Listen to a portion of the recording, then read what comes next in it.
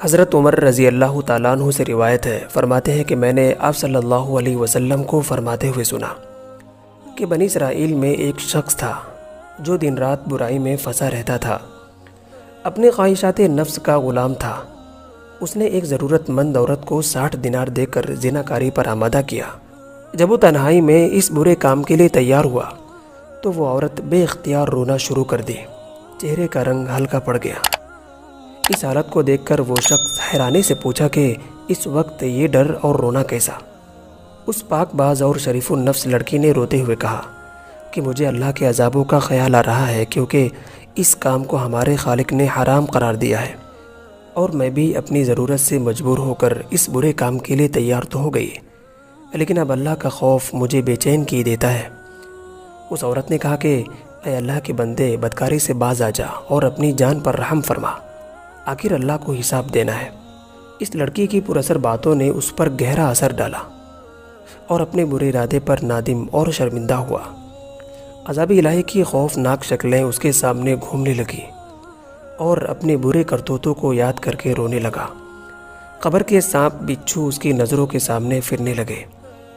وہ اپنے دل میں سوچنے لگا کہ مجھے تو اللہ کے عذاب سے بہت زیادہ ڈرنا چاہیے، کیونکہ اس عورت نے ابھی تو گناہ کیا ہی نہیں اور اس طرح خوف خدا اس پر طاری ہے، جبکہ میری تو ساری عمر ہی ایسے برے کاموں سے بھری ہوئی ہے۔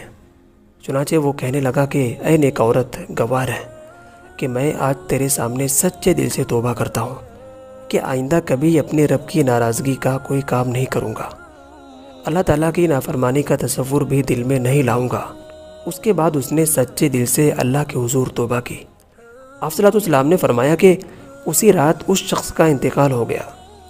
صبح کے وقت لوگوں نے دیکھا کہ اس کے دروازے پر لکھا ہوا تھا ان اللہ قد غفر لہ، یعنی اللہ تعالیٰ نے اس کی مغفرت فرما دی۔ اس واقعے میں اس بے کس و مجبور عورت کا حال دیکھیے کہ ابھی گناہ کیا ہی نہیں، لیکن اللہ کے خوف سے مجنون کی طرح کانپ رہی ہے۔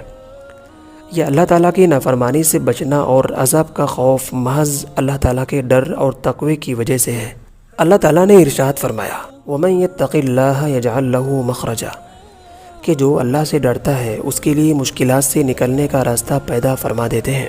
اور اسلام ایسی ہی صورت کی توقع ہر ایک مسلمان سے کرتا ہے، اور آپ صلی اللہ علیہ وسلم نے اس سلسلے میں اللہ تعالیٰ سے دعا بھی مانگی ہے، اللہم انی اسألک الہدی والتقی والعفاف والغنی، کہ اے باری تعالیٰ میں تجھ سے ہدایت، پرہیزگاری، تقوی، پاک دامنی اور لوگوں سے بے نیازی کا سوال کرتا ہوں۔